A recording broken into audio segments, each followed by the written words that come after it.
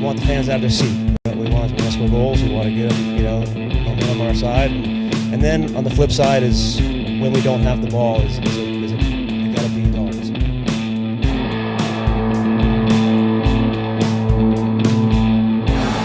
Ball out to Benjamin. A lot of space for him here on the near side. 3 runners to his right. Benjamin onto his right foot. Waits for the lane to open up. Then plays better. Musa. Musa fires it off the post and in. Back in the team. Back in the goals. And Petter Musa, the first to double digits in Major League Soccer this season. Musa side foots it in. It hits off the back post on the left side. Comes back across into goal. 10th for him. First assist for Ron Benjamin.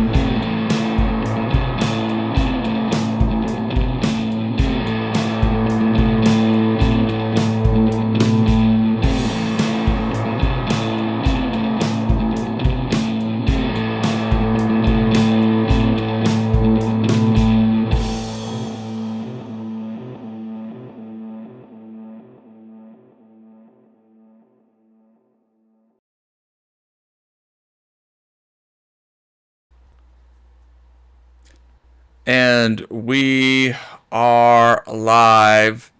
All right. There we go.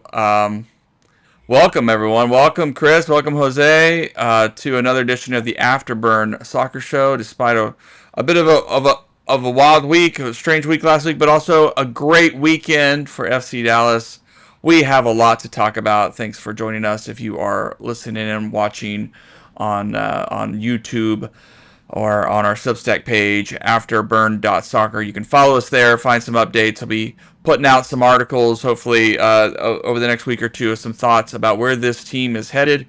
And also a look at North Texas Soccer Club. We'll get to that a little bit later. Not so great a weekend for them. But, of course, I'm Nathan. You can follow me at Afterburn Soccer over on X, on Blue Sky. And with us, of course, our buddy Jose. You can follow him at El Chico Carmona. And our dear friend Chris at Cienfuentes. We're leaving a little spot there in the middle just in case Colin shows up, but we'll see. We'll see if that happens. In fact, I'll do this for now. I'll just recenter us a little bit. All right. Well, good. Well, welcome. If you have comments, questions, hit them with us as you watch the show. We'd love to have your take on what you thought about FC Dallas's 2-0 road win at New York Red Bulls up there in Harrison, New Jersey. A nice turnaround result for FC Dallas after a 4-game winless streak, 2 draws, and then a home loss, a road loss. The team looked better. Let's just say it that way. They looked a lot better. So curious what folks out there watching, what did you see? What did you like about this performance? So let's get right into it. To win, let's just do game reactions. Jose, we'll start with you. What'd you think about this win for FC Dallas? I'm very happy with the win. I think we're starting to see what I want to say is a good trend for FC Dallas, and that is this is a team they should have been able to beat, and they beat them. And this season, we're seeing them beat teams that they should beat, something that they haven't really been very consistent on in the past. I can't remember the last time that they were good at beating teams they should beat. Dallas is usually, recently being a team that drops points to teams that honestly they should hand losses to. So I think we're seeing that this team's a good team, but it's not. Obviously, it's got room to improve. I was very happy with what I saw. I was very surprised with the change in formation, but it worked. I mean, we have all theorized at some point or another that 4-4-2 might be the best formation for this team, and we saw a variation of the 4-4-2. It looked like it was a 4-4-2, but it switched formations on defense to more of a 3 in the back. I mean, it was. I not a heavy formation guy, but I could tell that he was doing different things, and I like what I saw. I mean, it showed potential. I'm very satisfied with the way team played overall. Good, welcome, Colin. Glad you were able to make it in for a moment here with us. Yeah, we're just talking game reactions. FC Dallas's 2-0 win, and Yeah, I mean, I appreciate, Jose, that you're acknowledging, was it perfect? Was this the perfect victory? But it was a big victory. It did turn things around, and it gave us some more answers about this team. Chris, we're going to jump over to you. What were your thoughts over this win for FC Dallas? Yeah, no, I think I was pretty pleased. Albeit we were outpossessed, but you saw that this team really focused on making sure that they got shots on target. I think we're 50% of the 12 total shots, which I think is super important for this team just from an analytical standpoint. But I think overall, like, the defense looked great. You're really seeing Nolan Norris just kind of step in as the solidified starter on the other side there, and his pairing with Moore, who also had a pretty solid game, and then Osazi in the middle. Like, that's a solid back line. It's nice that we can have a rotational depth piece with Ibiaga coming off the bench and get occasional starts. So other than that, I mean, Benjamin also had probably his best performance of the season. Super pleased about that. And then Sarver with his first goal. I felt like a proud father there for just seeing him grow up from North Texas and getting that professional first goal. That was awesome for him. I think overall, kind of what Jose's alluding to is just this team's definitely stepping into themselves in a lot of ways, and I was definitely very pleased with the performance. Yeah. Yeah, Colin, you want to jump in there? That Sarver moment. I mean, I just leapt out of my spot on the couch, and my dog went crazy. But I felt so proud, so deserving for a guy. What a story, what a journey, and the big reaction, just the way his teammates were just so happy for him, that they like this kid. They like him. They like what he brings to the team. No one pretends he's going to go on and score, 15 goals or anything like that. But just such a story, such a nice moment from Saturday. Colin, what were your thoughts about this performance for FC Dallas? I kind of really liked the, on the lineup graphic, we saw that Ramiro was going to be playing a left wing back and how he played almost like kind of we touched about, like it's a back four, but then also like a back three, and then a back five, and Ramiro can slot in. Ramiro, obviously we learned last season, and like very early on with right back, he could play right back when needed, right? So it's one of those, would we see him at the left wing back? I believe Jose might have mentioned it earlier, and a couple of weeks ago on the show. That might be something, with Kamungo out, if Dietzen doesn't show up and play, if we don't have Hansen playing on the left, like what could happen? And it's one of those where we got to see that this game, and it looked decent. It looks very, he looked very well positioned. He looked very fluid, and that's something that this team needs. Is with us constantly, right wing back cutting in or left wing back cutting in, and the back line shifting. We need our defensive back line to be fluid as much as the midfield or the attack naturally would be in any system, and that's having Ramiro there. Looks like he didn't miss a step. That was my big worry going into the game. Seeing Musa perform like he has been, probably should have had another goal or two. Some easy opportunities where he had a heavy touch against Parker and had him beat. The goal he did score was, in my opinion, probably one of the least of the few chances he had that I figured he wouldn't score, but it just went in. And kind of like what you said, Nathan, with Sarver scoring, I was with the girlfriend and some of our friends at a buddy's house just doing board game night and baking cookies and brownies, just hanging out. And, of course, everyone's in the kitchen baking, and I'm sitting there watching the game in the living room, as I should. And all they hear is just me screaming in the background, just screaming, "Let's go, Sarver!" Because that kid, his journey through college soccer, obviously, like seeing his interviews and getting to talk to him and get to know him, and his time in North Texas, how he's excelled there, and then how he is the embodiment of the big dog mentality, in my opinion. The kid will run through a wall for anybody, whether it's technical staff, front office staff. I mean, he's sitting there volunteering to do stuff after training and everything else. I mean, the kid he's wanting to do everything he can for the club and everything for the badge, and he deserved it. And it was just a beautiful pass by Logan. I mean, weak foot, beats the keeper, drags the keeper out still. The keeper is not able to go back to the net and leaves it just wide open on a plate for Sarver. Just literally any part of his body going to hit it and it would have gone in. And something else I think that people aren't talking about is Farrington. I mean, he's had a recent run of form, hasn't been great, but he's matched his goal and assist total from last season. And last season, we were giving him his praises all season for the most part. So it's one of those, he hasn't looked great in the last couple of weeks, but he's still performing. He's still getting his goals and assists. He's still doing his job, so to say. So it's one of those that this is a good problem to have. Is my end of the day is like it's a good problem to sit there and be like, yeah, this guy's matching his goal and assist total from last year, but we know he can do better, and we expect him to do better. And that's something that with Franco Hara up top 3 years ago, 4 years ago, 5 years ago, whatever. Well, it feels a lot shorter than that, but with that time, you were like, oh, we got a shot on target from him. That's something. It was like an actually first string, second string. Even Nicholas Simmons, I'd be confident, does well in front of net. It's one of those where this team all around, I feel confident in the rotations when I wouldn't have 8 to 12 months ago, and that's a great thing to see, the building and the growth of this team as well.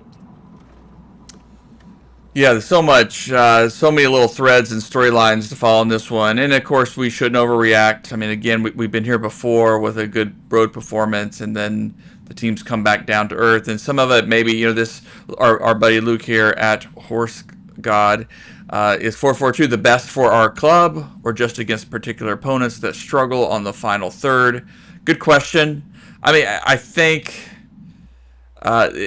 think Quill is going to have to, adapt to opponents, and this gives them another a little tool to tinker with, to try out. I thought defensively this was one of our stronger games. And, Red Bulls are a young team. They've had a good start to the year. They're a new coach.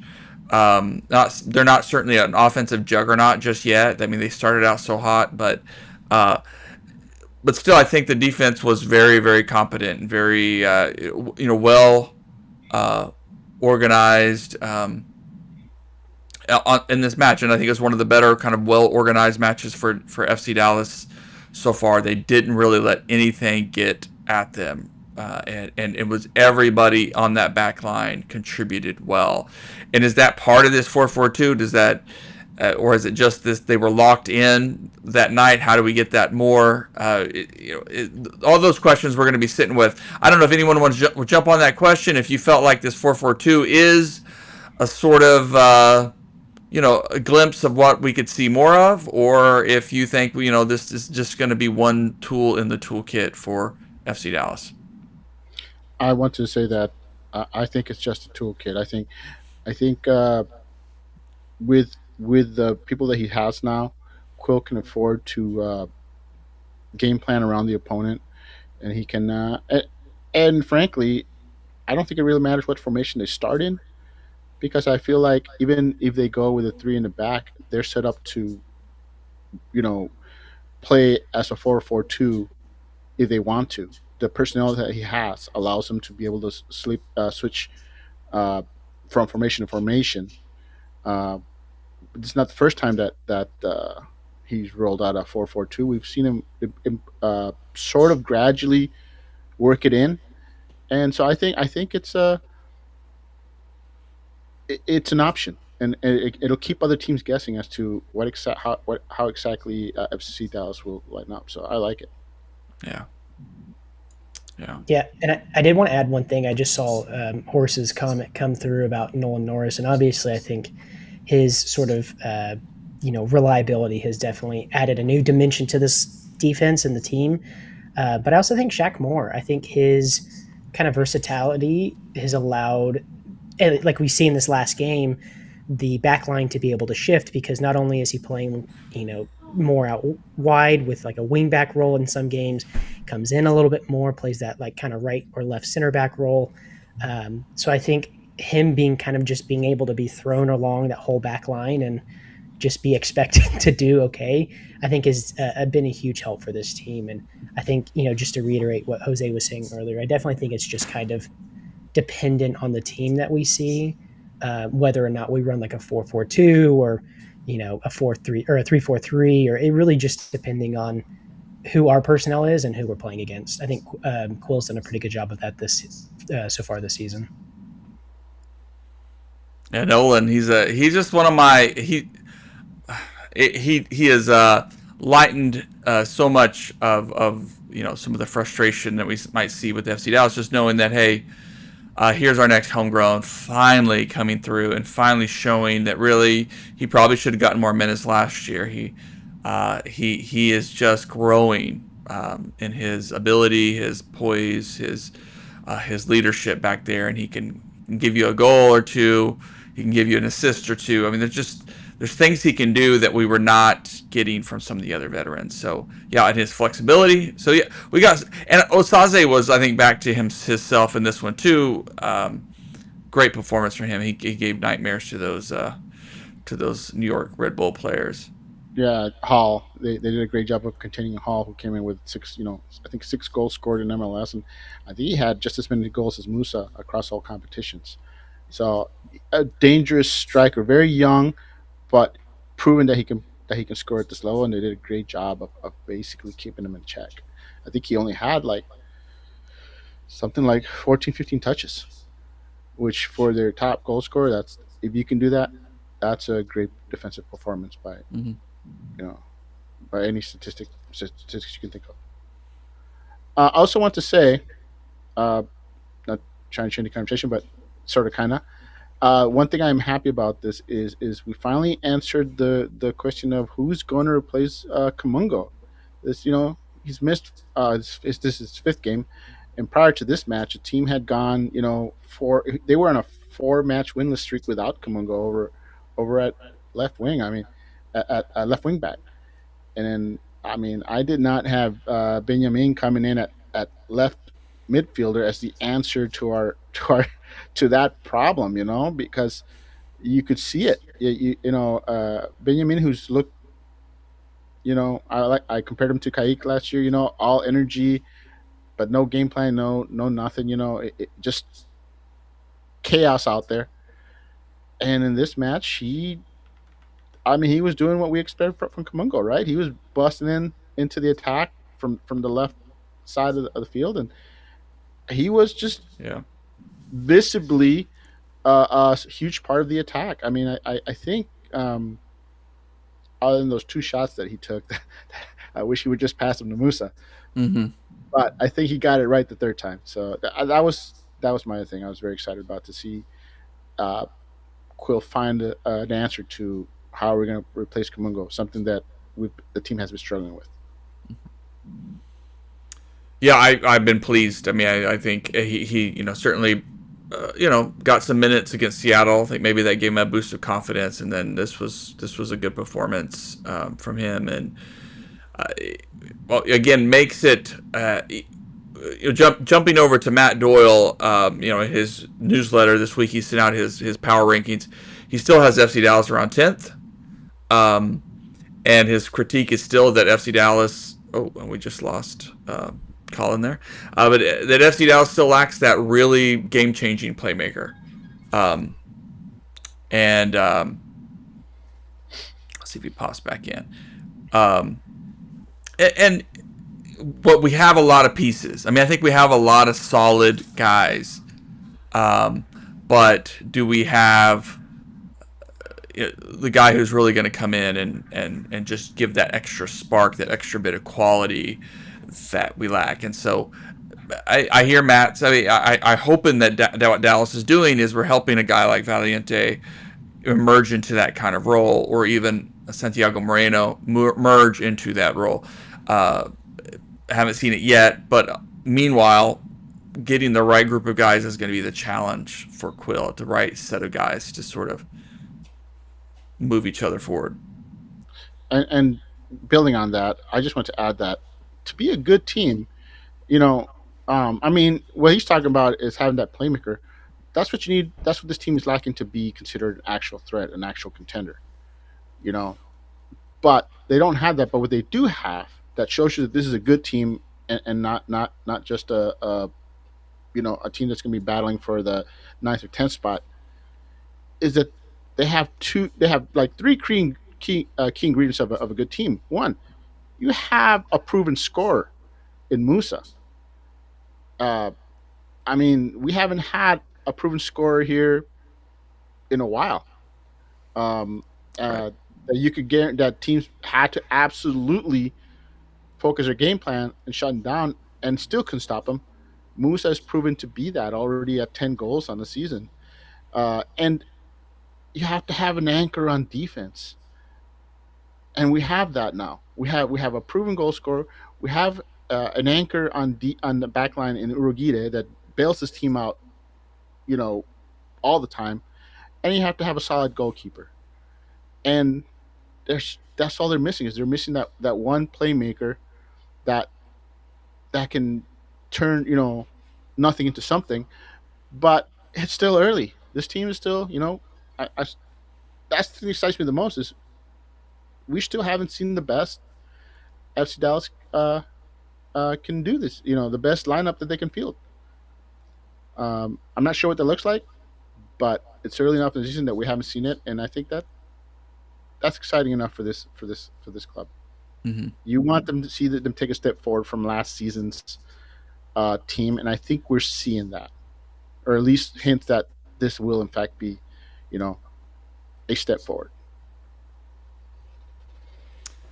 Yeah, Musa with his 10th goal already of the season. I mean, it usually takes an FC Dallas striker, till September to get that 10th goal. So this is an embarrassment of riches for us fans. And hopefully he keeps it up. Hopefully he sticks around after the World Cup break. And one thing the announcers mentioned over and over again on the feed, of course, was that Quill kind of looked at these, starting with that game and the next 4 games, as sort of a mini season to kind of build back points that have been lost, to get in position for that World Cup break, so then they can come back after the World Cup and sort of be in a decent position. So I like that focus. But I think the subtle, the hint of that is that the team could very well look different come the World Cup break, after that World Cup break. So Musa doing what he's doing, it's just a reality. So we'll see. We'll see, of course. Hopefully he keeps it up. Hopefully he wants to stick around and finish what he has started for this club. Good stuff. Yeah, I think I just felt like this was a big sigh of relief after the 4-game winless streak, after some of the disappointments at home. Still question marks for this team. I mean, the first half in this one, yeah, it was not the best. We saw the FC Dallas that sort of was flashing quality and positivity, but just missing the final action, the final ball, the final opportunity.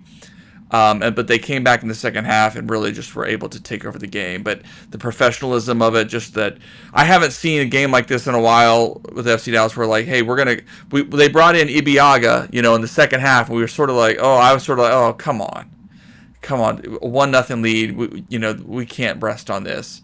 But credit to this team, credit to the defense and Ibiaga, and they really locked things down, and they just did not give the Red Bulls much of anything to look at. So I love this defensive performance. All right.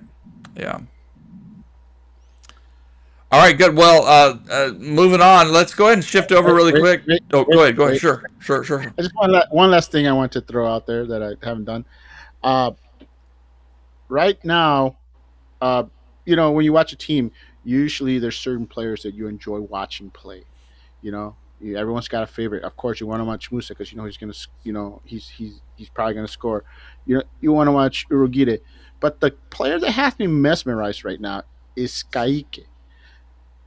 This kid, you can just see that he's taken a massive step forward. I mean, I'm just mesmerized when he has the ball at his feet now. Some of his dribbling out there in traffic. I mean, wow. I mean, he just looks like a complete different player. He was only a rookie last year. It's only his second season. He's 20 years old, and you see where he is evolving before our very own eyes. And I'm just saying, I think this kid's still going to get better and better, and I'm just excited to see this kid improve in front of our eyes. I'm telling you, whenever the ball's at his feet, I'm just mesmerized by some of the stuff this kid's doing that he wasn't doing last year. And Yeah. that's just want to toss it out there. I'm not saying he was the man of the match or any of that nonsense. Just when he's on the field, I just gravitate towards him. It's like, where's Kike? What's he gonna do? And seeing him get the ball in traffic and all that, he just looks very confident.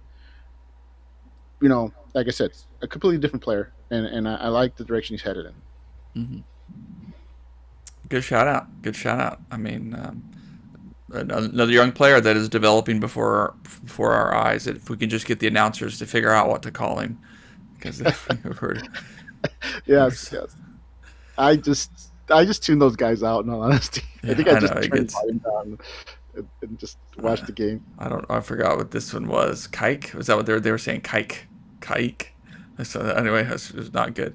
All right. Well, Chris, we're leaning on you for the next segment here because we got to talk North Texas. And actually, I haven't gone back to watch this one. I mean, just reading John Gall's post-game comments. This was a tough one. A home loss to Austin FC 0-2. Disappointing because I was hoping that this would be one that they'd come out and get a sort of a little bit of a revenge in that weird Austin FC loss earlier. But the Windgate game or whatever we want to call it. What were your thoughts about North Texas in this one?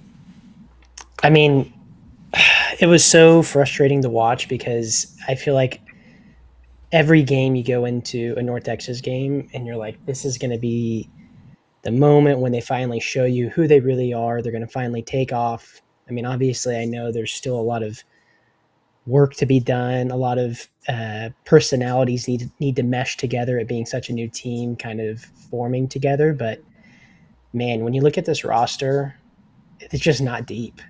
Like, it's unfortunate because, you have a lot of guys who are really talented, but they're so good. They're getting moved up to be potentially with FC Dallas. And when they're not there, they come back down here. And then sometimes they kind of get stuck in between. But man, in the midfield, it's been kind of frustrating to watch because I think the team is definitely relying on a guy like Diego Garcia, who hasn't really, I think he's set the record for like most appearances for North Texas. And Timmy Ospina, who's new to the team this year, but he hasn't really kind of found his footing. And then you look towards, like the striker position. Nick Simmons, when he's playing with North Texas, he's great. But otherwise, you're kind of relying on a guy like Chris Salazar, and he just has never really found his footing. He's still really young, obviously, so you're hoping he eventually kind of gets with things. But, similarly to a guy like Nico Montoya, the goalkeeper, didn't have his best game, first start all season, but there's just a bunch of guys that are just not taking these opportunities to really show why they deserve to be moved up to the first team. And it just ends up looking kind of like a messy product out on the field, unfortunately. And I hope I'm not being too harsh, but I'm so frustrated with this team. And I kind of took a larger view of the season so far. And out of the 9 games this season, they've won 2 games outright and then 2 in PKs. They won at Sporting Kansas City 2. They won against Colorado. That might have been like an overtime or PK win. But like those 2, I think Portland was another one. And then Sporting Kansas City 2 again. So, I mean, none of these wins are impressive. If anything, it's just some of the bad teams that you're beating up on. Portland was a good win, but in reality, I don't think they're in that top bracket of teams in the MLS Next Pro. I think when you look at this roster, they're kind of the team that's battling for middle of the table, if not towards the bottom. And that is frustrating to say right now. It's kind of an inflection point where I think Gall just really needs to take a look at the team, and the players need to kind of take a look at themselves and say, okay, like, who do we want to be moving forward? Do we want to be a team that's contending with Houston, with St. Louis, some of the top teams in the West, or are we just kind of here, like just having fun, So I don't know. I think overall I was kind of frustrated with the performance. I'd be curious to see what Jose thinks, but it feels like I'm always waiting. This next week is going to be it, and it just continues to be a little disappointing. Yeah, I'll jump on what he said and expand on it. We all know this team has a lot of talent, um, but what Chris is saying is this team's just failing to gel. It's just the team hasn't. You can see the individual parts. There's some good parts there, but as a whole, they keep you know and of course, some players get called up, to be on the bench for FC Dallas, and that seems to be throwing a wrench because of lack of depth. When someone like Swan isn't on North Texas, you can feel his absence. Same thing for any of the scorers. Anyone that goes up to be with FC Dallas, their presence, their presence not being on the pitch, you can see it. And for some reason, this team is just failing to gel. They're just, you know, uh, kudos to Austin too for getting the win. They basically got a goal early, and having won at home. I mean, they were confident. The last thing you want is a team like that gaining confidence. Uh, when they're at your place, and unfortunately, North Texas allowed a solid defensive squad like Austin to get a goal up, and after that, it was just basically all right. We're just gonna play it safe and let these guys, hit them on the counter and wait for them to get reckless, as North Texas will eventually do. Just like you said, frustration, frustration, frustration. You can see the potential for this squad, and we don't know what the answer is. Is the honesty is we're hoping that at some point this team will get it, but until they do, we're just gonna be frustrated week in and week out. Yeah, good question here from Luke. When is NTSC's first game in the new stadium? It is July 4th. July 4th. Yeah, and let me say that I'm hoping that that's the catalyst for this team playing better, because playing at home at Choctaw Stadium, you could have 2,000 people there, and you wouldn't be able to tell the difference. You know, you get that kind of crowd in Mansfield, it'll be significantly more intimate and louder than it is right now. And I think a home team needs that. So I'm kind of hoping that that will be the catalyst to get this team. Hopefully we don't have to wait till July, but I'm giving them till July to get it together, Well, and I'm hoping that's the I catalyst. think one thing we need to take in consideration who they're playing on July 4th. They're playing St. Louis, and out of No, all no, the teams you no, could have picked for your home opener, them and Houston are the two teams I don't want to see. no. Yes, but at your home, if you can get a win against those guys, I mean, you talk about It's huge, confidence yeah. boost. It would be huge because let's face it, they're going to be the underdogs at home against St. Louis. So, wow, we're the underdogs at home. What coach doesn't like that? What manager doesn't appreciate, that giving that rah rah speech, back against the wall on our new home. I think I'm looking forward to it. I'm thinking I'm giving them till then to get it together, and I'm hoping that's the catalyst. Same. Yep. Yeah, that's all. I mean, yeah, it's We've seen this team, by the way. We've seen this team struggle in the first half of the season in the past seasons, and then go out and sign some of their college players, or bump up someone from the academy. And we've seen this team go on late season runs. So I'm not. I think this team has that kind of talent, and I'm not really concerned yet. But they need to stop dropping points at home. Well, and what's interesting, if I feel like this season kind of like Jose, what you're saying, this season and this team mirrors a lot of what last season was. And the reason why they took off last year was because of Sarver. Sarver, in a lot of ways, when he wasn't on the field, it was such almost like a void on the team. You could just feel like, okay, who's going to score because Sarver's not here. Uh, and I feel like in a lot of ways, Edu Neese needs to be that guy for them. He has been so far, I think, in a lot of ways. He's a fantastic player, and in a lot of ways, I think he is kind of that next Sam Sarver for us right now. But man, like when he's not hitting, I feel like this team really just their identity is brought back into, okay, who's going to step up? And everyone kind of just is pointing the finger like, oh, is it going to be you? Is it going to be you? And I don't know.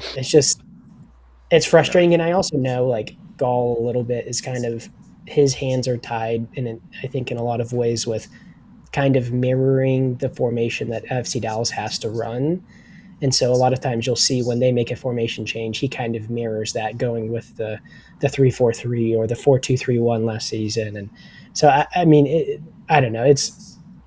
I feel for him, but I think he just needs to take this opportunity to, let's get some guys in that I feel like will perform well and be able to score some goals for FC Dallas. Because if we're just going to be a feeder team, then just go all in. Start all the young kids. Anyone that's young, just put them in. Let's get these guys minutes. But if you want to win something, like, let's actually put together your best players out there. Yeah, I want to add also that I think this team is finding North Texas is hampered by the fact they can't find a good partner for Starnes. They keep trying, different players around him, and he's the only consistent player on that back line. He's their Urogide, and then you're starting a bunch of Abubakars next to him, and that's that's a crazy comparison. Not wrong. it's true. It's true. That's basically what they're doing. I mean, I saw that Augusto was starting, and I'm like, wow. I mean, Augusto he's kind of dropped to like the third best center back on that squad. And I might be being polite Sure, there. So Yeah. as soon as I was starting, I'm like, okay, he's I don't know, an Abubakar clone right now at the North Texas level. A guy with a ton of potential, but for whatever reason, he seems to have taken a step back. I mean, I don't know. Like I said, it's an issue they need to solve. They need to get that back line figured out. I like Newman coming around. I think Torquato will also Stars, but they got to find that guy to pair with Starnes, that consistent guy. The one thing from the team, the last team that won a title for this squad, they had a consistent back line, a consistent cornerback pairing. This team has, and until they do, it'll continue to be a liability. They'll continue to bleed goals. Good stuff. And Luke, I think this question from Horse God there will be, to see the evolution of North Texas. And I think the fact that they did not go with FC Dallas 2, FC Dallas Juniors or whatever, to, their own branding, it is a sign that, they want this team to have its own identity in the future. It's going to be a tricky relationship for them to develop. So, I don't know how they're going to answer that, but I think they're going to have a great opportunity. And with all this investment happening in MLS Next Pro, good stuff coming. I'll tell you right now, and I've said it before, and I'll keep saying it again. There's a rebrand in the future of North Texas. It'll just be a rebrand. So, hey, we're Mansfield now. Let's make it a Mansfield club, and I think it's inevitable. Okay. So just tossing that out there, and I'll keep saying it till it happens, even if it never happens. All right.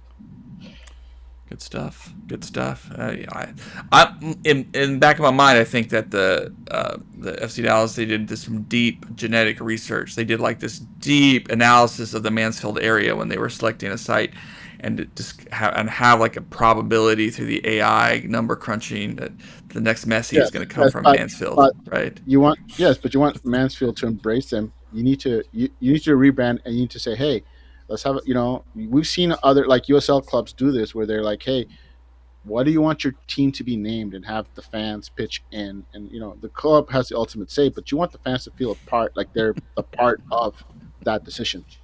So that's why I'm saying rebrand. I think that'll happen, and if they're smart, they'll let the fans pitch in on the name and not just say this is what they're going to be.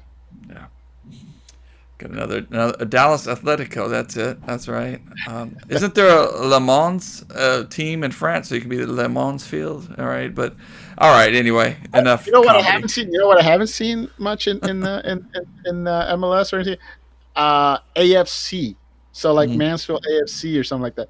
You don't see Athletic Football Club. Nah, there. too close to Austin FC. Get me out, man. No. I mean, like it would, like you got AFC Oh yeah, something, like not Birmingham City AFC and yeah, all yeah. that. Yeah, I That's got what you. I'm saying. That's something Wimbledon. Yeah. exactly along those lines. That'd be different.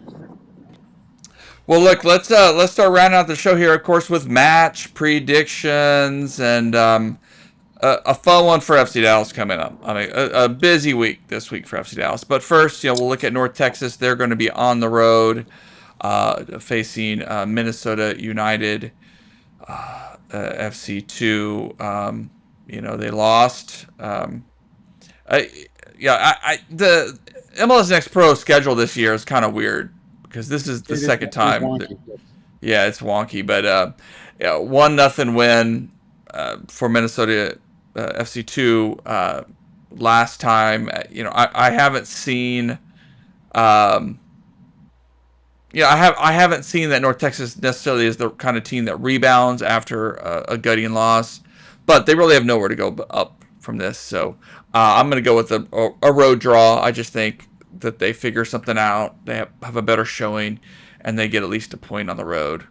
Say like a 1-1 result up there in Minnesota for North Texas. Who else wants to chime in with North Texas predictions? I'm going full on pessimism right now, and I'm going to need North Texas to show me something. And until then, I'm picking a 2-1 loss. And I feel like that's even being kind of optimistic for them. I haven't seen enough from this team to confidently pick them right now. So we'll see how this game goes. Yeah, and I have to agree with him. I was just talking about confidence.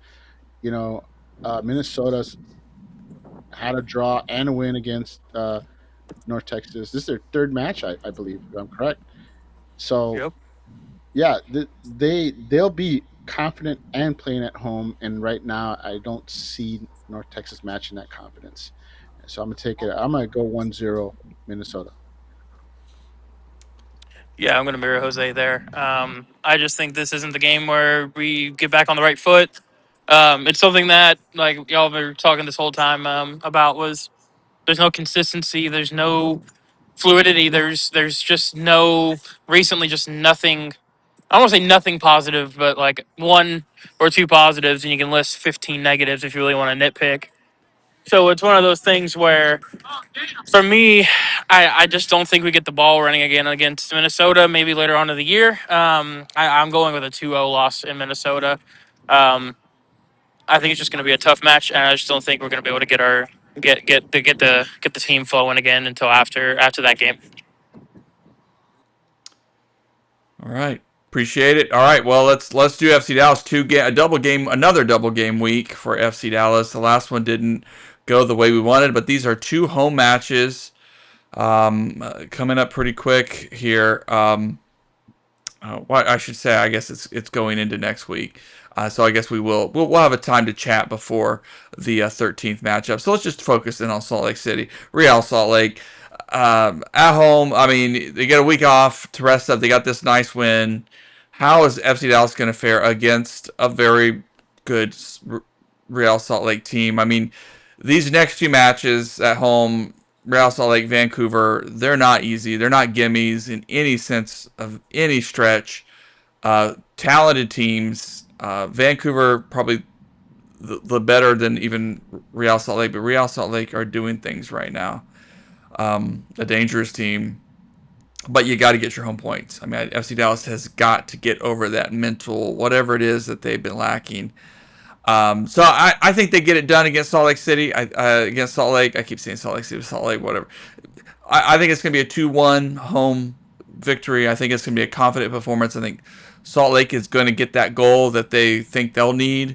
It'll be a spectacular kind of goal that we've seen FC Dallas give up, but I think FC Dallas builds on last week and clamps down for the 2-1 win. Who's up next? Sure, I'll go. I wish I could share your optimism. Okay. but we've seen that currently this team seems to have a level. They seem to have hit a level where they can't seem to get past. And I'm gonna go with a draw. I'm gonna go with a 1-1 draw against RSL simply because that's who this team has been this season. All these home games, and they're all draws. And until they prove otherwise, when they play better teams that are better than them on the standings at home, they're simply not getting that W. So I have to go. I'm just trying to be realistic and say it's 1-1 draw. Okay. Yeah. Okay. I mean, yeah, go ahead. Oh, Colin, you please. I would like you to. Okay. I would love to hear Oh, your I can speak. Let's go. No, I'm kidding. I've been busy. It's all good. My prediction, man. Looking at RSL, yes, they are both in the standings, but it's either wins or losses. I think they're drawless this year. That defense looks absolutely horrendous. It is like I thought our defense looked bad, and we were worried about our defense last year. It's downright diabolically bad. Like I watched the game this weekend. And just in anticipation for this weekend to try to get a good analysis, but also just because there's nothing else on, I just want to watch soccer. And it's just not a good defense. It's one of those. I think we can take advantage of it now. Their offense with Luna and Agozo, it's insane. They're both really young, good players in MLS. They're playing Luna as like a left wing, like cam underneath, cut in type of player, kind of like how we use Valiente or Moreno, as like underneath, but also wingers if they need to be in defensive formation. So it's going to be a good matchup for sure. But I'm going to go with a 2-1 win. I think Luna or Gazo will score. And then I think that Musa on fire. He'll get a goal, and then I am predicting Moreno's first goal to be this weekend. So I think it's going to be one of those games he has to ball out and show up for. He got his assist. Now he needs to get his goal. So I think it's going to be a 2-1 win this weekend for FC Dallas. All right. All right. Horse definitely copied my prediction here mentally. I'm going 2-2 draw. I think this is just a little bit more indicative of. I think both of these teams are pretty evenly matched. As Colin was saying, as good as they are about scoring goals, they definitely give up a ton, and they have one of the higher expected goals against in the league, just in comparison with maybe even their expected goals for. And yeah, I mean, I think it ends up being 2-2. I think Dallas ends up actually scoring first. Real Salt Lake gets 2. And then I think I'm going to go with Musa getting the final one to get us the point at home. So we shall see. All right. I just want to throw out there that these team stats are pretty much identical. So you guys ripping on their defense, you might as well be ripping on the Dallas defense, because if my 1-1 prediction was to happen, RSL will have the exact same goals forced and goals allowed that FC Dallas currently has with the same amount of games. So they are a mirror, and that's why I say it's going to be a draw, because they look like the same team to me. I'm just always going to be more optimistic just because we have this guy named Sam Sarver on our team. That'd be awesome. So. Hey man, comes off the bench and scores a game winner against RSL. Let's do it. Throw that leg. Do it. Give him a tattoo. All right. Well, I appreciate you guys. Jose, Colin, Chris, thank you for your time tonight. No Vancouver prediction? Oh, well, wait. Did I misread it? Let me look. Yeah, I mean, we'll have a show next week. Yeah, it's next Wednesday. It's next Wednesday, so we'll have a show next week. So hang on to it. That's why I was like, I was getting my dates confused, but that's been my life so lately. So we'll come back. Well, next Tuesday we'll jump on and we'll talk about Vancouver. Oh, yeah. We'll know. Yeah. Cool. All right. Good. All right. Appreciate you guys. Good night, everybody. Of course, follow us at afterburn.soccer. We'll post the audio tomorrow. All right. Good night. Good night, guys.